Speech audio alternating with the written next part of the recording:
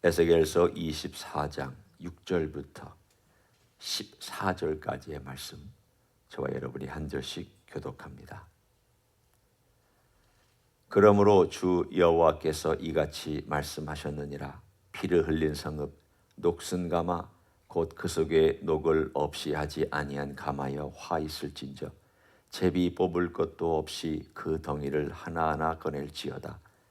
그 피가 그 가운데 있으며 피를 땅에 쏟아 티끌이 덮이게 하지 않고 맨 바위 위에 두었도다. 내가 그 피를 맨 바위 위에 두고 덮이지 아니하게 함은 분노를 나타내어 보응하려 함이로라. 그러므로 주 여호와께서 이같이 말씀하셨느니라. 화 있을진저 피를 흘린 성읍이여 내가 또 나무 무더기를 크게 하리라. 나무를 많이 쌓고 불을 피워 그 고기를 삶아 녹이고 국물을 졸이고 그 뼈를 태우고 가마가 빈 후에는 숯불 위에 놓아 뜨겁게 하며 그 가마에 놋을 달구어서 그 속에 더러운 것을 녹게 하며 녹이 소멸되게 하라. 이 성읍이 수고함으로 스스로 피곤하나 많은 녹이 그 속에서 벗겨지지 아니하며 불에서도 없어지지 아니하는도다. 너의 더러운 것들 중에 음란이 그 하나이니라. 내가 너를 깨끗하게 하나 내가 깨끗하여지지 아니하니 내가 네게 향한 분노를 불기 전에는 내 더러움이 다시 깨끗하여지지 아니하리라. 같이 읽습니다. 나 여호와가 말하였은즉 이 일이 이루어질지라. 내가 돌이키지도 아니하고 아끼지도 아니하며 뉘우치지도 아니하고 행하리니 그들이 네 모든 행위대로 너를 재판하리라. 주 여호와의 말씀이니라. 아멘. 하나님께서는 계속 에스겔에게 다양한 비유나 또는 행동으로 말씀해 주셨습니다. 여기에서는 이 가마가 유다나 예루살렘을 상징하고 그 안에 있는 고기 덩어리가 백성을 상징했습니다.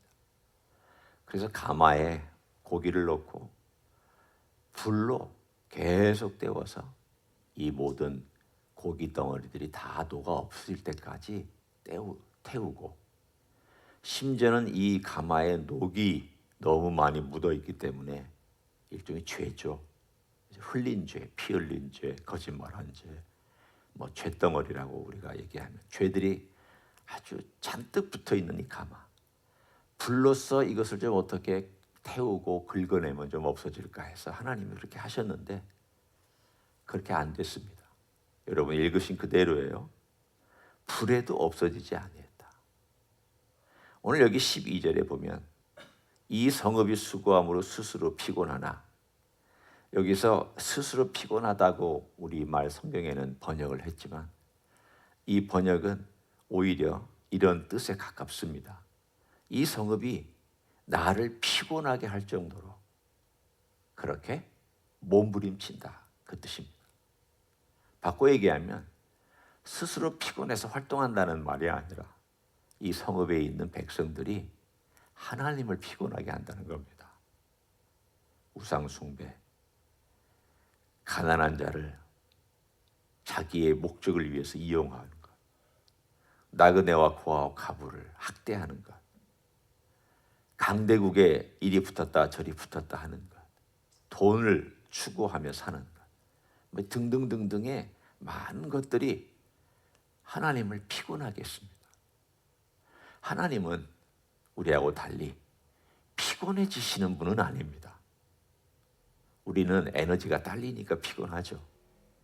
많이 걸으면 다리가 아프고, 또 일을 열심히 하면 뭐 목도 아프고 어깨도 결리고 그렇죠. 우리는 아유 피곤하다, 몸이 찌푸정하다 이렇게 표현하지만 하나님은 그런 분은 아닙니다. 그러나 왜 이런 표현을 쓰시고 계시는가? 그것은 하나님께서 얼마나 이들에 관하여서 오래 참다가 지치셨는지를 인간적인 표현으로 우리들에게 드러내주고 있습니다. 내가 너와의 친한 사이인데 네가 얼마나 나에게 큰 상처를 주어왔느냐. 네가 나를 대우하는 게 너무하지 않느냐.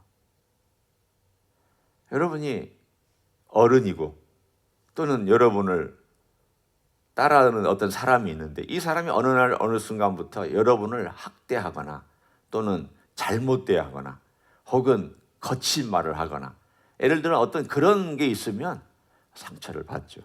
그래서 좀 참고 내가 기다려 줘야 되겠다. 제가 뭘 몰라서 그럴 수도 있고 뭔가 이 아이에게 혹은 저 친구에게 문제가 있어서 그런가 보다. 그래서 참 많이 기다려줬는데도 깨우칠 생각도 안 하고 돌이킬 생각도 안 하고 행동에 변화도 없고 그런 마음의 상태를 하나님께서 오늘 여기에 말씀하기를 이 성읍이 나를 너무나도 피곤하게 한다. 나를 너무 힘들게 한다. 하나님께서 자신의 가지고 있는 그 어려운 마음, 내가 이거 어떻게 해야 되지? 이렇게 지금 내가 놔둬서는 안 될 것 같고 그렇자니 내가 이 사랑하는 이 대상을 뒤집어 엎자니 이들이 당할 고통이나 이런 것들은 분명히 힘들 텐데 하나님께서 그러나 그렇게 하지 않을 수밖에 없는 그 상황 속에서 내가 피곤하다. 내가 지친다.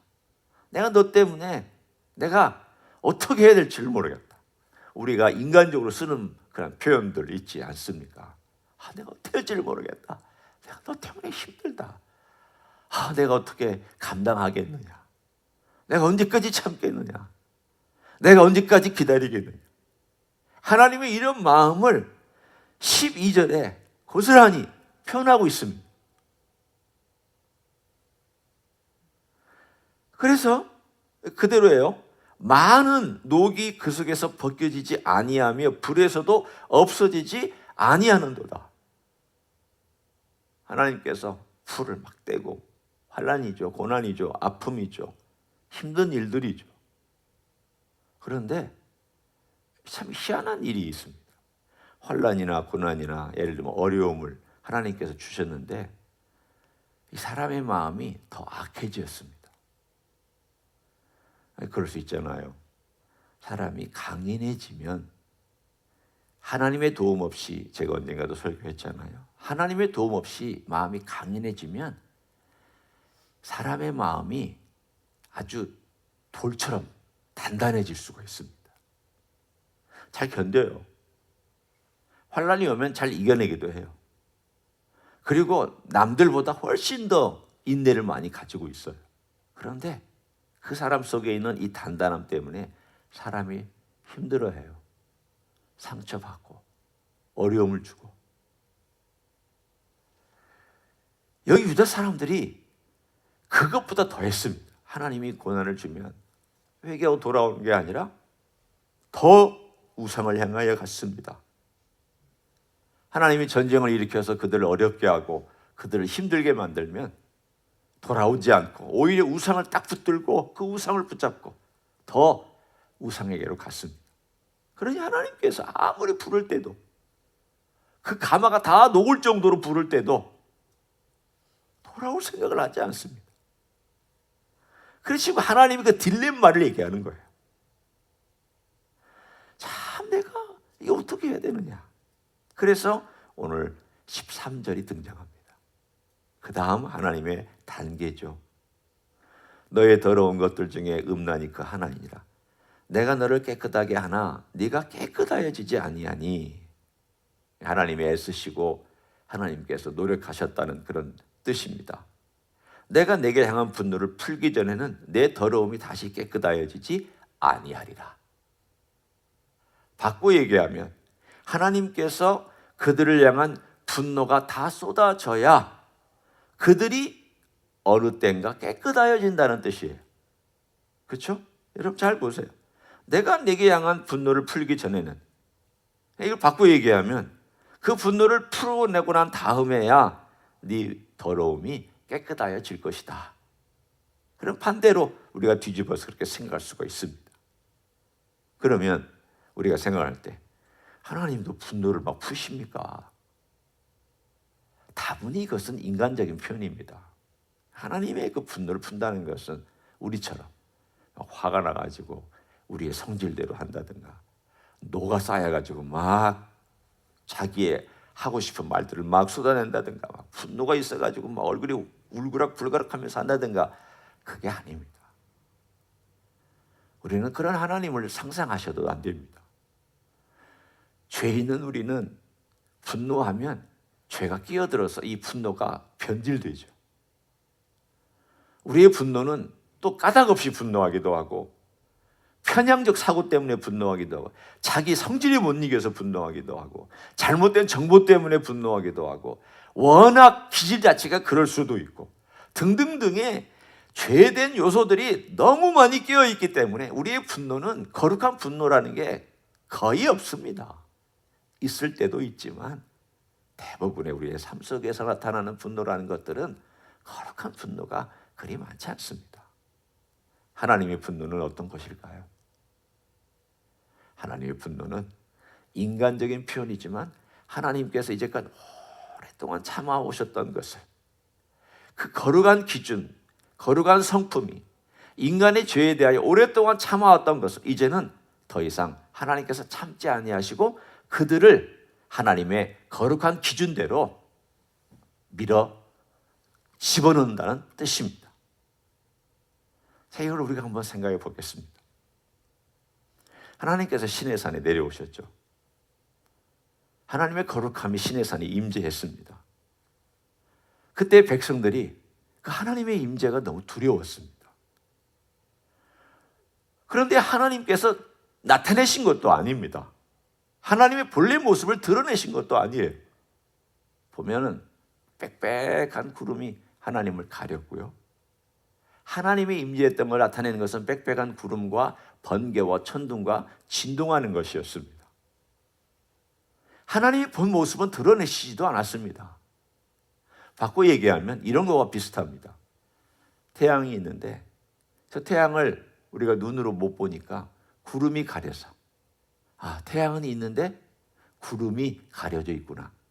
그래서 이렇게 보면은 좀 흐린 것 같지만 태양은 있고 빛은 어딘가에 존재하고 있는, 그렇게 가려서 나타나신 것이죠.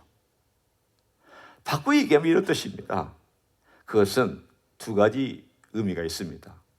하나님의 거룩함에 함부로 다가올 수 없는 경계선을 이 빽빽한 구름이 우리에게 정해준 것이기도 하지만, 동시에 하나님께서 그 거룩하심을 그대로 드러내시지 아니하고 구름이라고 하는 것을 통해서 우리가 우리 곁에 오셨어도 우리가 죽지 아니할 정도로 거룩을 가려주신, 사실은 사랑의 행위입니다. 하나님이 그대로 우리 앞에 나타나시면 우리 죽습니다. 그 거룩에 우리는 뭐라고 표현해야 될까요? 햇빛이 우리의 눈을 찌르는 것처럼 그 거룩이 우리를 찌를 수 있습니다. 왜냐하면 우리는 죄인이니까. 우리는 감당이 안 되니까. 그래서 시내산에서도 하나님께서 그렇게 나타나신 것은 백성들에게 그분의 거룩이 그들을 죽이지 않는 그러한 어떤 장치라고 해야 할까요? 그런 것이었습니다. 그런 하나님께서 인간의 육신을 입고 예수님께서 이 땅에 오셨을 때 그 거룩을 육신 안에 감추고 계셨으니 참 얼마나 하나님께서 대단한 노력을 하신 겁니까? 한번 생각해 보세요. 여러분 입장을 바꿔놓고 생각해 보세요. 하나님이 얼마나 많은 노력을 하신 겁니까? 그 거룩을 감추시고 인간의 육신을 입고 이 땅에 오셔서 우리와 함께 거하셨으니 시내산하고는 비교 안 될 만큼 하나님은 그렇게 애쓰신 거잖아요. 더 이상 어떻게 애를 써요? 더 이상 어떻게? 제가 볼 때 하나님께서는 정말 최선을 다하신 거예요.